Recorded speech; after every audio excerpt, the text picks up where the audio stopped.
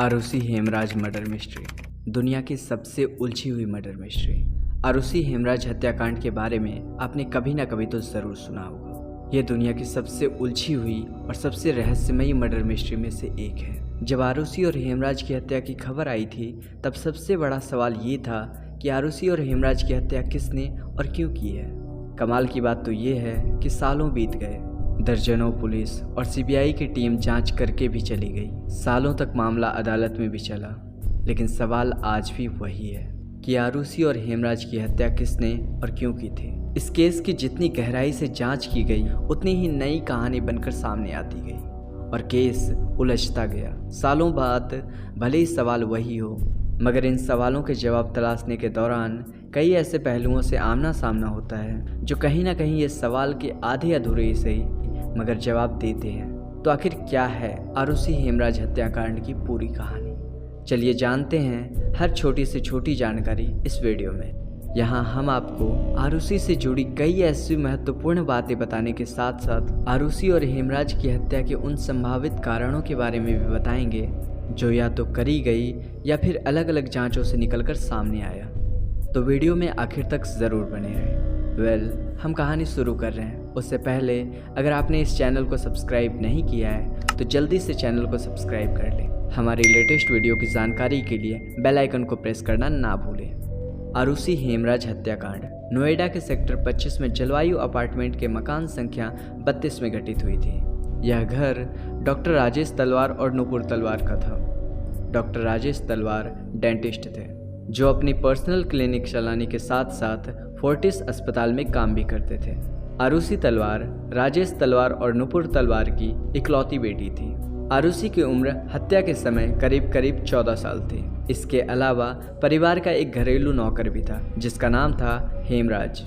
हेमराज की अगर बात की जाए तो वो मूल रूप से नेपाल का रहने वाला था।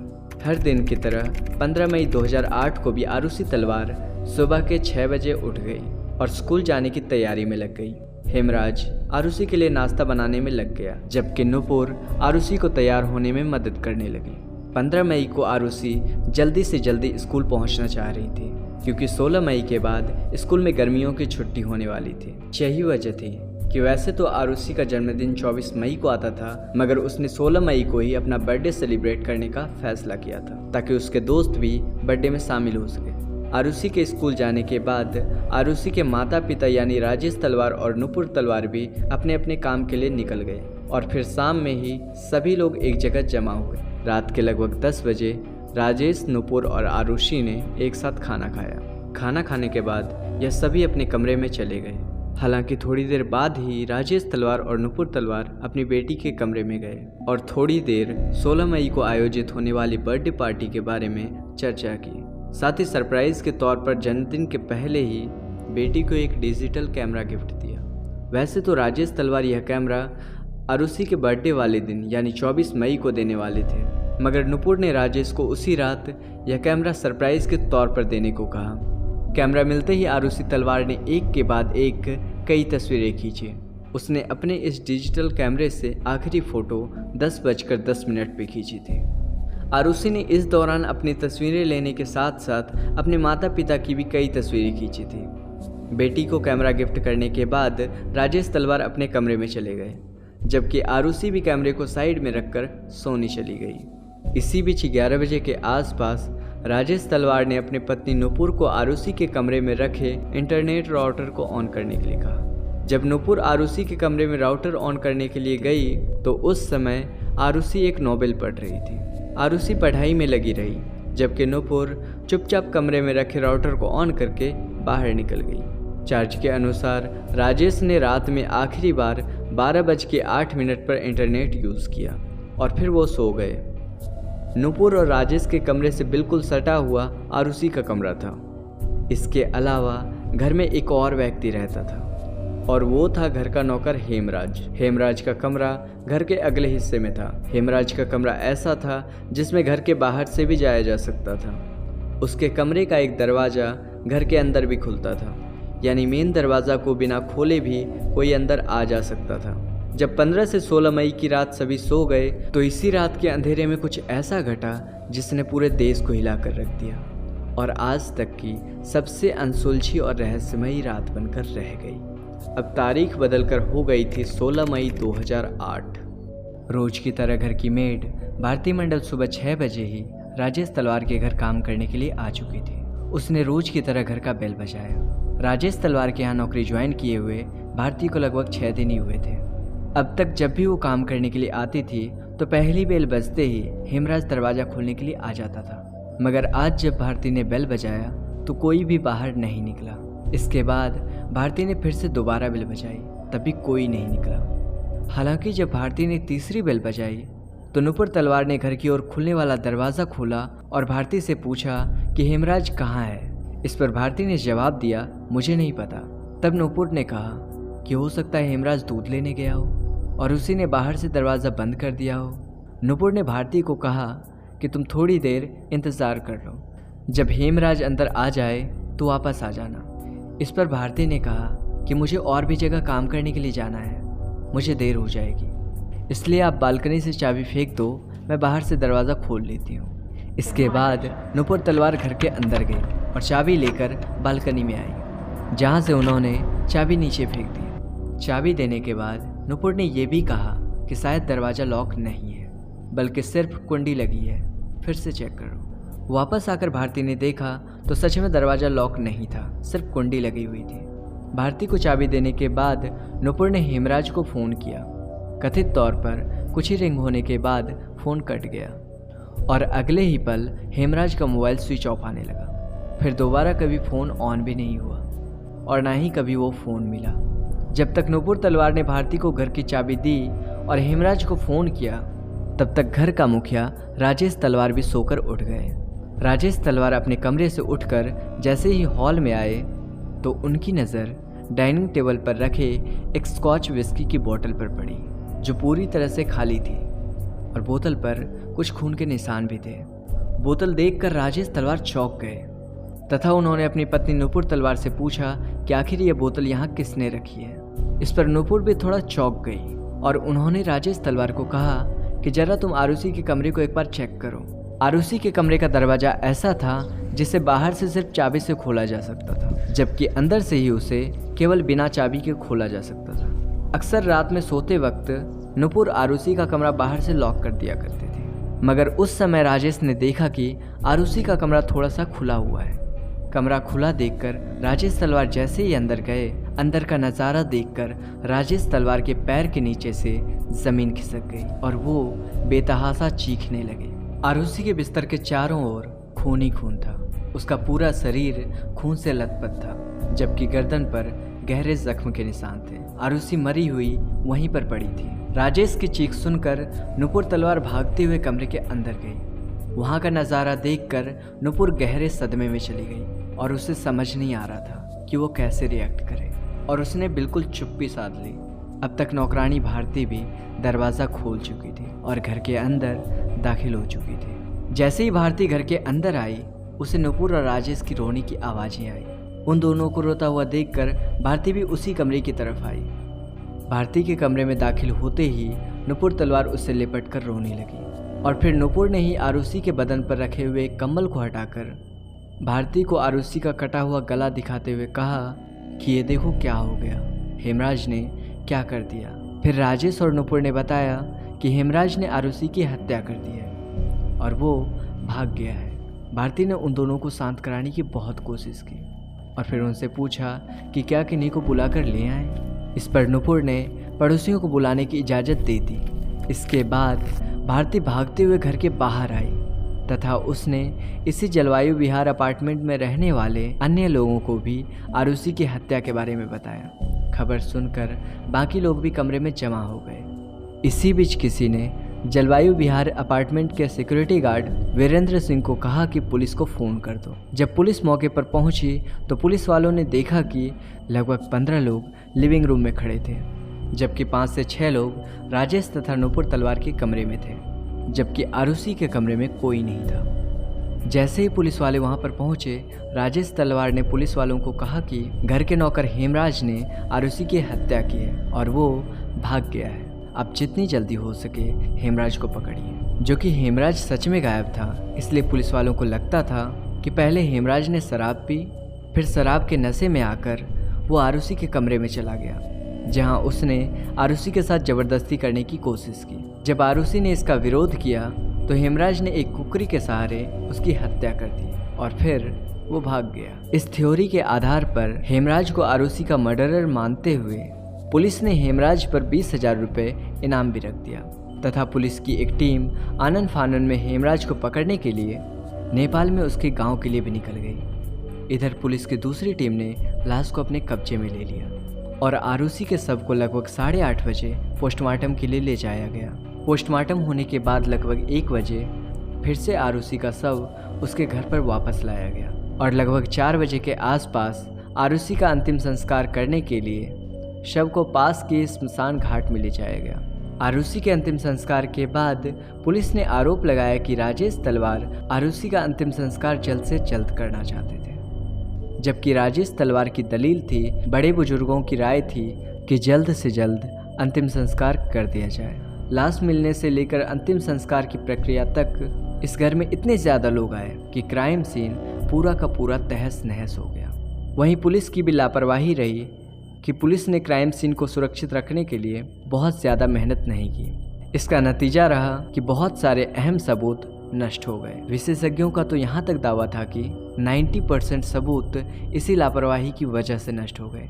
फिर भी फॉरेंसिक एक्सपर्ट्स ने आरुषि के कपड़े, चादर, बेडशीट, मैट्रेस इत्यादि को फॉरेंसिक लैब भेज दिया। इसके अलावा दीवारों तथा विस्की की बोतल से भी खून के नमूने इकट्ठे किए गए। वहीं बड़े पैमाने पर घर के अंदर से फिंगरप्रिंट्स उठाए गए। घर के अंदर जांच के दौरान ही पुलिस वालों की नज़र ऊपर जाती हुई सीढ़ी पर पड़ी, जिस पर कई जगह खून के निशान थे।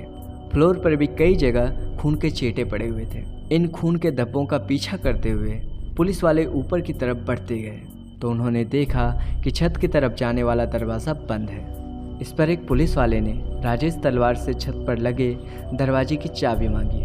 इस पर बकौल पुलिस राजेश तलवार तुरंत घर के अंदर चले गए और काफ़ी देर तक वो अपने कमरे से बाहर ही नहीं निकले। जब पुलिस वालों ने दोबारा छत की चाबी मांगी तो राजेश तलवार पुलिस वालों पर ही भड़क गए और कहने लगे कि आप यहाँ छत पर जाने में समय बर्बाद कर रहे हैं। उधर कातिल तब तक कहीं भाग जाएगा, आप जाकर पहले उसको पकड़िए। राजेश की ये बातें सुनकर वहाँ मौजूद पुलिस वालों ने छत पर जाने का इरादा बदल दिया और हेमराज को खोजने की कोशिश में काफ़ी तेज हो गए।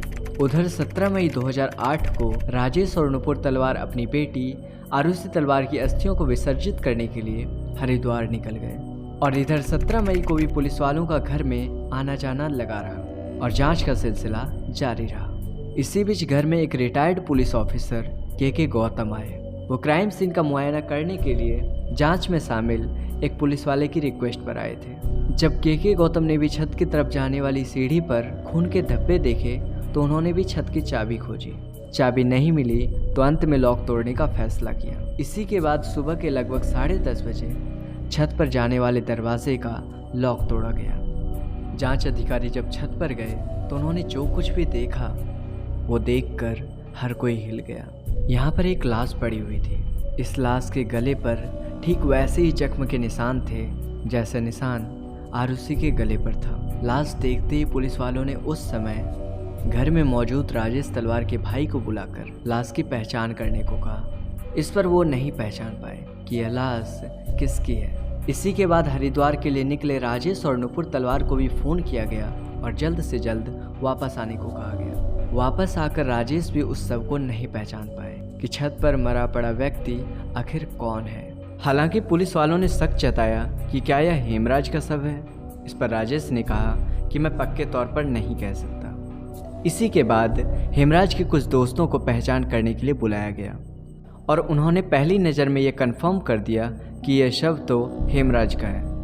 मतलब जिस हेमराज को अब तक आरुषि का कातिल मानकर पुलिस ढूंढ रही थी, उसी की लाश खून में डूबी हुई छत पर एक कोने में पड़ी हुई थी। अब पुलिस के सामने ये पता लगाने की चुनौती थी कि आखिर इन दोनों का कातिल कौन है। अब जांच कर रही पुलिस की टीम दो भागों में बट गई। एक टीम ने अपने थ्योरी के हिसाब से घर में मौजूद राजेश और नुपुर तलवार को इन दोनों का कातिल मानना शुरू कर दिया, जबकि पुलिस की एक टीम ने हेमराज के दोस्तों पर शक जताया।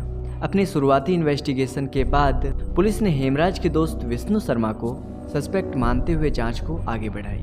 पहले विष्णु शर्मा ही राजेश तलवार के यहाँ काम किया करता था, मगर जब वो छुट्टी पर चला गया तब राजेश तलवार ने हेमराज को परमानेंट जॉब पर रख लिया था और विष्णु को जॉब से निकाल दिया गया था। इसलिए पुलिस ने शक जताया कि नौकरी जाने की वजह से उसने शायद हेमराज की हत्या कर दी है और इस हत्या को होते हुए आरुषि ने देख लिया होगा, इसलिए उसने आरुषि की भी हत्या कर दी।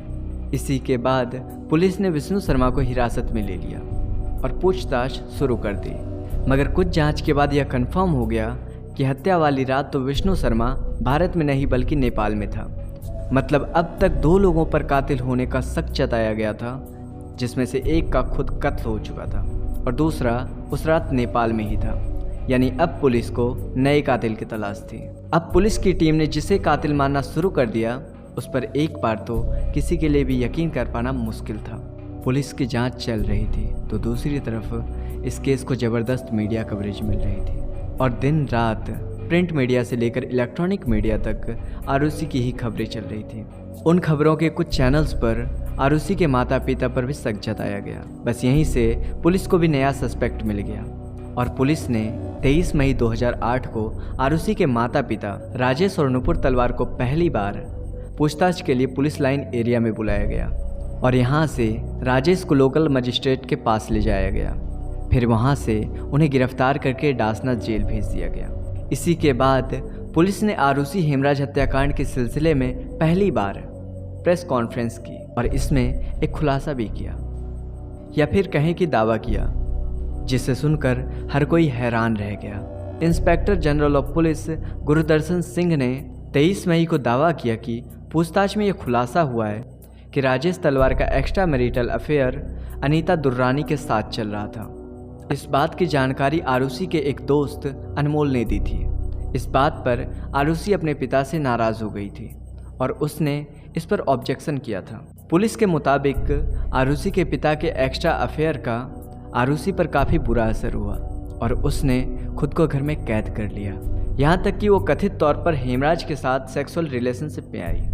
इसी के बाद 15 मई 2008 की रात जब राजेश तलवार सोने चले गए तब आरुषि के कमरे में हेमराज आ गया। जब दोनों संबंध बना रहे थे तभी राजेश तलवार किसी काम से कमरे से निकलकर बाहर आए तो उन्होंने आरुषि का कमरा थोड़ा खुला हुआ देखा। इस पर वो अंदर चले गए, जहां उन्होंने देखा कि दोनों आपत्तिजनक स्थिति में हैं। ये देखकर राजेश तलवार को गुस्सा आ गया और उन्होंने हेमराज को मारना शुरू कर दिया और मारते हुए उसे छत पर ले गए, जहां उसके सिर पर किसी भारी चीज़ से वार किया और फिर अपने सर्जिकल ब्लेड से उसका गला काट दिया और छत के दरवाजे को बंद कर दिया। फिर राजेश तलवार नीचे आए, उन्होंने काफ़ी मात्रा में शराब पी और फिर कमरे में जाकर अपनी बेटी की भी हत्या कर दी। ये शब्द हमारे नहीं है, बल्कि यह दावा पहली बार पुलिस की ओर से ही किया गया था। इस बयान पर आरुषि के चरित्रहनन होने का आरोप लगने लगा और पुलिस की बहुत ज़्यादा खिंचाई होने लगी। इसी के बाद पुलिस वालों ने अपना बयान बदलते हुए यह दावा किया कि आरुषि को उसके पिता के एक्स्ट्रा मैरिटल अफेयर के बारे में पता चल गया था तथा वो अपने पिता को ब्लैकमेल करने लगी थी, जिससे राजेश तलवार को गुस्सा आ गया और उन्होंने गुस्से में आकर आरुषि की हत्या कर दी। राजेश को ऐसा करते हुए हेमराज ने देख लिया था। बस उसी गवाह को मिटाने के लिए राजेश ने हेमराज की भी हत्या कर दी। पुलिस ने यह भी आरोप लगाया कि दोनों की हत्या करने के बाद सबूत मिटाने में राजेश तलवार की पत्नी नुपुर तलवार ने भी अपने पति का साथ दिया। इसी के बाद जांच आगे बढ़ती रही। मामले की गर्माहट को देखते हुए केस 1 जून 2008 को सीबीआई को सौंप दिया गया। सीबीआई ने जैसे ही केस को हाथ में लिया, जांच का रुख ही बदल गया। शुरुआत में ही जांच के दौरान सीबीआई को कुछ ऐसे क्लू मिले जिससे उनका शक अब राजेश तथा नुपुर तलवार को हटाकर राजेश तलवार की क्लिनिक पर काम करने वाले कृष्णा थडरई पर चला गया। दरअसल जांच के दौरान सीबीआई की टीम को पता चलता है कि आरुषि की हत्या के ठीक 2 दिन पहले क्लिनिक पर काम कर रहे कृष्णा ने कुछ गलती कर दी थी। इस पर राजेश तलवार ने कृष्णा को बहुत बुरी तरीके से डांटा था। इसी के बाद एक दिन कृष्णा ने हेमराज से कहा कि मैं राजेश को बहुत जल्द सबक सिखाऊंगा। ये बात राजेश तलवार के ड्राइवर उमेश शर्मा ने सुनी थी। इसी की गवाही के बाद पुलिस ने शक के आधार पर 7 जून 2008 को कृष्णा को हिरासत में लेते हुए पूछताछ शुरू कर दी। जैसे ही सीबीआई की टीम कृष्णा के कमरे की तलाशी लेने लगी तो वहां उन्हें एक तकिए का कवर मिला जिस पर खून के कुछ निशान थे। इसके अलावा एक कुकरी भी मिला। शक जताया गया कि इसी कुकरी से दोनों हत्या को अंजाम दिया गया होगा। इसके अलावा कमरे में एक ट्राउज़र भी बरामद हुआ जिस पर खून के कुछ निशान थे। यह चीज़ें इस बात की ओर इशारा कर रही थी कि शायद अब असली कातिल पकड़ा गया है। इसी के बाद पुलिस ने कृष्णा का पॉलीग्राफ टेस्ट करवाया। फिर 9 जून 2008 को एम्स दिल्ली में इसका साइकोलॉजिकल असेसमेंट किया गया। फिर 12 जून को कृष्णा का नार्को टेस्ट भी किया गया। नार्को टेस्ट तथा पॉलीग्राफ टेस्ट के आधार पर 13 जून 2008 को सीबीआई की टीम ने कृष्णा को गिरफ्तार कर लिया। नार्को टेस्ट के दौरान कृष्णा ने अपने दोस्त राजकुमार का भी नाम लिया था। राजकुमार राजेश तलवार के दोस्त के यहाँ घरेलू नौकर के तौर पर काम करता था। राजकुमार का नाम आते ही 23 जून को पुलिस ने राजकुमार को भी हिरासत में ले लिया और फिर उसका भी polygraph test, psychological assessment, brain mapping तथा नार्को टेस्ट किया गया और इन सभी के आधार पर राजकुमार को 27 जून को सीबीआई ने गिरफ्तार कर लिया। यह आरुषि हेमराज कत्ल में दूसरी गिरफ्तारी थी। सीबीआई ने तीसरी गिरफ्तारी 30 जून 2008 को विजय मंडल उर्फ शंभू के रूप में की। विजय मंडल आरुषि तलवार के पड़ोसी पुनीत टंडन के यहाँ काम करता था। अब तक पुलिस 3 लोगों को गिरफ्तार कर चुकी थी। ये कमाल इत्तेफाक था कि ये तीनों ही नेपाली मुल्क के थे और आसपास रहते हुए नोएडा में ही काम करते थे। इन तीनों की गिरफ्तारी के बाद लंबी पूछताछ की जाती है, पर फिर सीबीआई प्रमुख अरुण कुमार की ओर से 11 जुलाई 2008 को एक प्रेस कॉन्फ्रेंस की जाती है जिसमें कई चौंकाने वाले दावे किए जाते हैं। प्रेस कॉन्फ्रेंस में अरुण कुमार ये दावा करते हैं कि सीबीआई को राजेश तलवार और नुपुर तलवार के खिलाफ एक भी ऐसा ठोस सबूत नहीं मिला है जिससे यह साबित हो सके कि हेमराज या फिर आरुषि की हत्या की हो। 20 जून 2008 को राजेश का पहला तथा 25 जून को आरुषि के मां नुपुर तलवार का लाई डिटेक्टर टेस्ट किया गया। उसमें भी पुलिस को कोई भी क्लू नहीं मिला। हालांकि सीबीआई ने राजेश और नुपुर तलवार को क्लीन चिट नहीं दी थी। दूसरी तरफ सीबीआई ने ये जानकारी दी कि कृष्णा, राजकुमार और विजय मंडल ही फिलहाल क्राइम सस्पेक्ट हैं। दावा ये भी किया गया कि इन तीनों में से 2 लोगों ने आरुषि और हेमराज की हत्या की बात भी कबूल कर ली है। कृष्णा, राजकुमार और शंभू से पूछताछ के आधार पर सीबीआई के ज्वाइंट डायरेक्टर अरुण कुमार ने प्रेस कॉन्फ्रेंस के दौरान आरुषि और हेमराज की हत्या के कुछ संभावित कारण भी बताए। हत्या के प्राइम सस्पेक्ट में से एक राजकुमार के पॉलीग्राफ टेस्ट और नार्को टेस्ट के मुताबिक हत्या वाली रात यानी 15 मई 2018 को हेमराज ने राजकुमार और विजय मंडल को अपने कमरे में पार्टी के लिए बुलाया था। यहाँ चारों बैठकर शराब पीने लगे।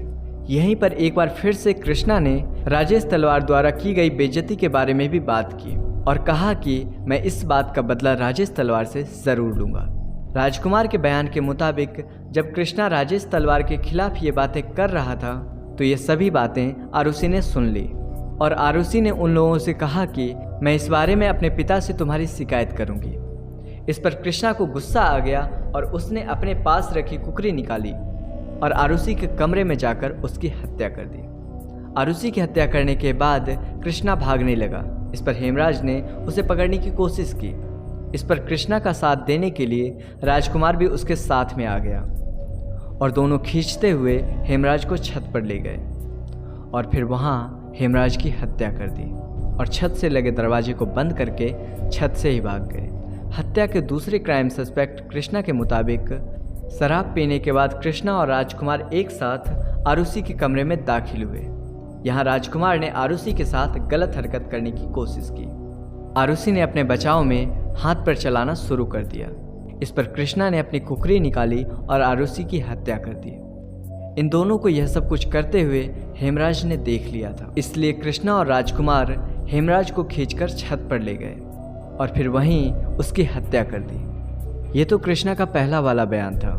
जब दोबारा उसका नार्को टेस्ट किया गया तो कृष्णा के दूसरे बयान के मुताबिक शराब पीने के बाद राजकुमार और विजय मंडल आरुषि के कमरे में चले गए, जहां इन दोनों ने आरुषि के साथ ज़बरदस्ती करने की कोशिश की। जब आरुषि ने इसका विरोध किया तो शंभू मंडल ने सीधे आरुषि के सर पर जोरदार वार किया। इसके बाद राजकुमार ने कुकरी से आरुषि की हत्या कर दी। इसके बाद कृष्णा, राजकुमार और विजय मंडल तीनों मिलकर हेमराज को अपने साथ लेकर छत पर गए और वहाँ उसे भी मारकर भाग गए। जब तीसरी बार कृष्णा से पूछताछ की गई तो उसके खुलासे के मुताबिक सबसे पहले राजकुमार आरुषि के कमरे की तरफ बढ़ा और उसके पीछे पीछे कृष्णा और विजय मंडल भी गए। राजकुमार ने पहले आरुषि के साथ गलत हरकत करने की कोशिश की। जब आरुषि ने इसका विरोध किया तो कृष्णा ने अपने पास रखी कुकरी निकाली और आरुषि का गला रेत दिया। और कृष्णा को ये सब कुछ करते हुए हेमराज ने देख लिया और वो कहने लगा कि मैं इसके बारे में राजेश तलवार को सब कुछ बता दूंगा। इस पर हेमराज को लेकर वो तीनों छत पर चले गए, जहां पर उसकी हत्या करने के बाद वो सभी भाग गए। इसी खुलासे के बाद 12 जुलाई 2008 को राजेश को बेल हो गई तथा उन्हें लगभग 50 दिन बाद जेल से रिहा कर दिया गया। दूसरी तरफ राजकुमार, कृष्णा और विजय मंडल के खिलाफ जांच आगे बढ़ाई गई। सीबीआई की टीम ने तीनों नौकरों को कातिल मानते हुए जांच आगे बढ़ाई। आगे की जांच में कृष्णा के मकान मालिक के जौहरी ने गवाही दी कि 15 मई की रात को कृष्णा उनके घर पर ही था। रात में भी कई बार उन्होंने उसे देखा था। दूसरी तरफ से हत्या के दूसरे क्राइम सस्पेक्ट विजय मंडल के मालिक पुनीत टंडन ने जांच कर रही टीम के सामने गवाही दी कि उन्होंने भी विजय मंडल उर्फ शंभू को 15 मई की रात अपने घर पर ही देखा था और वो कहीं बाहर भी नहीं निकला था। तीसरे क्राइम सस्पेक्ट राजकुमार के एम्प्लॉयर अनीता दुर्रानी ने गवाही दी कि राजकुमार 15 मई की रात को लगभग 12:30 बजे तक उनके घर के अंदर ही था। जलवायु विहार अपार्टमेंट में कम से कम उस रात 6 गार्ड तैनात थे। गार्ड में से किसी ने भी इस बात की पुष्टि नहीं की कि उस रात राजकुमार, कृष्णा या विजय मंडल में से कोई भी उस अपार्टमेंट में दाखिल हुआ था। इतना ही नहीं, जब जांच आगे बढ़ी तो पता चला कि इन तीनों में से किसी के भी डीएनए राजेश तलवार के घर से बरामद की गई चीज़ों से मैच नहीं हुए। इतना ही नहीं, इन तीनों के फिंगरप्रिंट्स भी राजेश तलवार के घर में से कहीं नहीं मिले। इसके अलावा सीबीआई की टीम ने कृष्णा के पास से जो कुकरी रिकवर्ड की थी और उस पर जो खून के निशान होने का दावा किया गया था वो किसी इंसान का था ही नहीं। मामला जब और आगे बढ़ा तो दावा किया गया कि सीबीआई की टीम ने जोर जबरदस्ती करते हुए इन तीनों नौकरों को आरुषि और हेमराज की हत्या की बात कबूल करने पर मजबूर किया था। नार्को टेस्ट में जो भी बातें इन तीनों ने कही थी, कथित तौर पर वो सभी कहानी इन तीनों के दिमाग में पहले से बैठाई गई थी। अभी जांच चल ही रही थी कि सितंबर 2008 में अब तक आरुषि हेमराज हत्याकांड की जांच कर रही सीबीआई की टीम को हटाकर इस केस की जांच सीबीआई की नई टीम के हाथों में दे दी गई।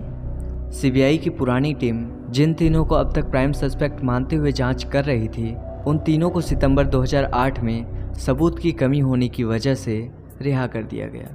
जेल से छूटने के बाद प्राइम सस्पेक्ट में से एक विजय मंडल ने यह दावा किया कि सीबीआई की टीम ने उन्हें दिमागी और शारीरिक तौर पर काफ़ी टॉर्चर किया था। सीबीआई की नई टीम का गठन एसपी नीलम किशोर के नेतृत्व में किया गया था तथा एडिशनल एसपी एजीएम कॉल को इन्वेस्टिगेटिंग ऑफिसर बनाया गया। सीबीआई की नई टीम ने फिर से नए सिरे से जांच करनी शुरू कर दी और पूछताछ की शुरुआत आरुषि की पोस्टमार्टम करने वाली डॉक्टरों की टीम से की। पूछताछ के दौरान डॉक्टर सुनील दोहरा तथा नरेश राज ने नया खुलासा करते हुए कहा कि आरुषि के पोस्टमार्टम के दौरान उन्होंने देखा कि आरुषि के हाइमन क्षतिग्रस्त थे तथा ऐसा लग रहा था कि आरुषि के मरने के बाद उसके प्राइवेट पार्ट्स को काफ़ी अच्छे तरीके से साफ किया गया था।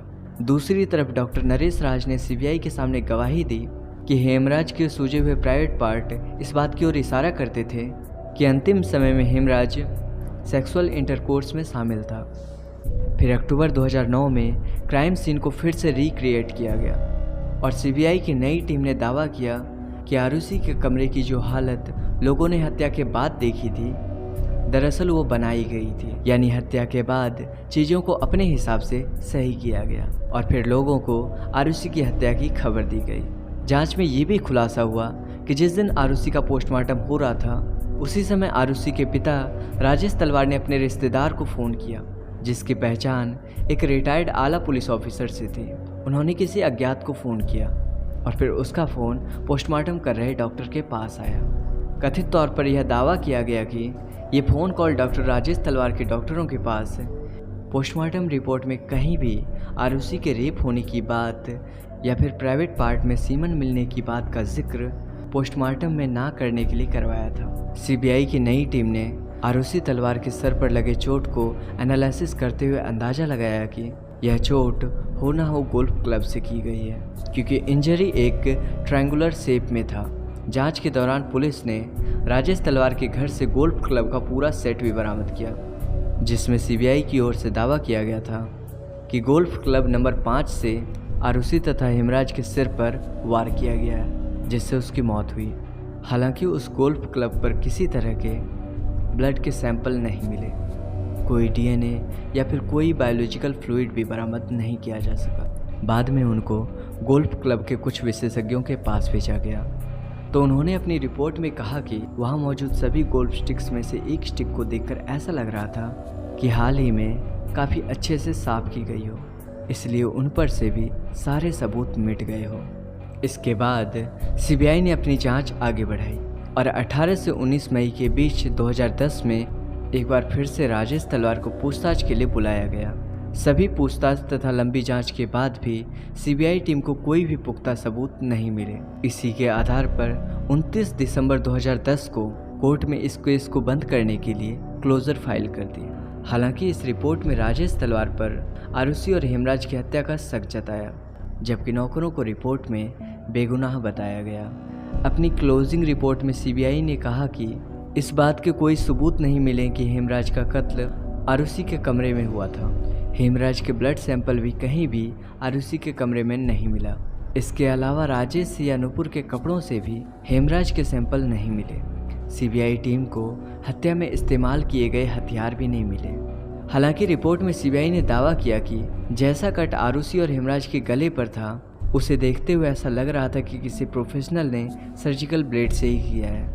चूँकि डॉक्टर राजेश तलवार और नुपुर डॉक्टर थे, ऐसे में संभावना जताई गई कि उन्होंने सर्जिकल ब्लेड से इन दोनों का गला काटा है। राजेश और नुपुर की बेगुनाही की सबसे बड़ी वजह यह भी रही कि किचन में जो शराब की बोतल रखी गई थी, उस पर जो फिंगरप्रिंट्स मिले थे और जो खून के निशान उस बोतल पर थे, ना तो पहले के 3 प्राइम सस्पेक्ट में से मैच हुए और ना ही राजेश और नुपुर के सैंपल से मैच हुए। इसके अलावा पूरे केस में हत्या के क्लियर कट मोटिव का भी पता नहीं चल पाया। इन सभी के आधार पर सीबीआई ने कोर्ट में इस केस को बंद करने की अपील की। केस बंद करने की बात तो ठीक थी, मगर इस क्लोजिंग रिपोर्ट में राजेश पर जो उंगली उठाई गई थी, उससे राजेश तलवार खुश नहीं थे और वह खुद पर की गई सीबीआई की टिप्पणी के खिलाफ कोर्ट पहुंच गए। राजेश तलवार को ये कदम कुछ हद तक उनके लिए आत्मघाती साबित हुआ, क्योंकि वो कोर्ट में बेगुनाह साबित होने के लिए गए थे, मगर वहाँ वो उल्टा फंस गए और एक बार फिर से केस की जांच शुरू हुई। कोर्ट ने क्लोजर रिपोर्ट को चार्जशीट में बदल दिया। कोर्ट ने क्लोजर रिपोर्ट को चार्जशीट में बदलकर राजेश और नुपुर पर ही मामला दर्ज करते हुए फिर से जांच करने का आदेश दिया।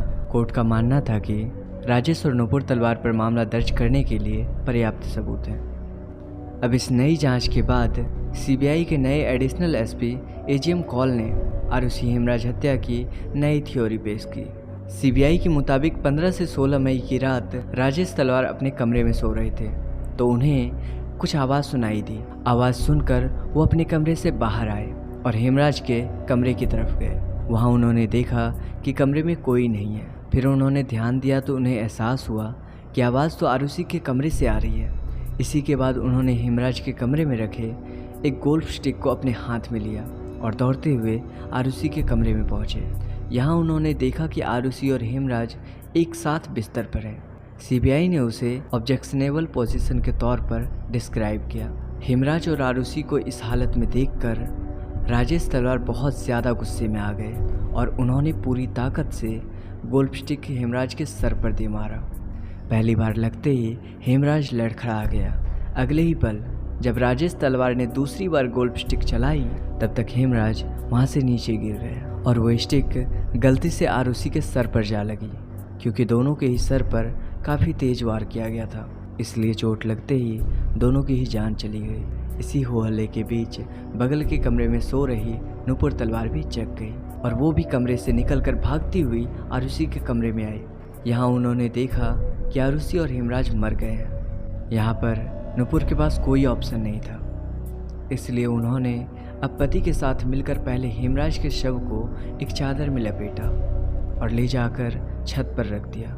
यहीं पर हेमराज के गले को सर्जिकल ब्लेड से काट दिया और छत के दरवाजे को लॉक कर दिया।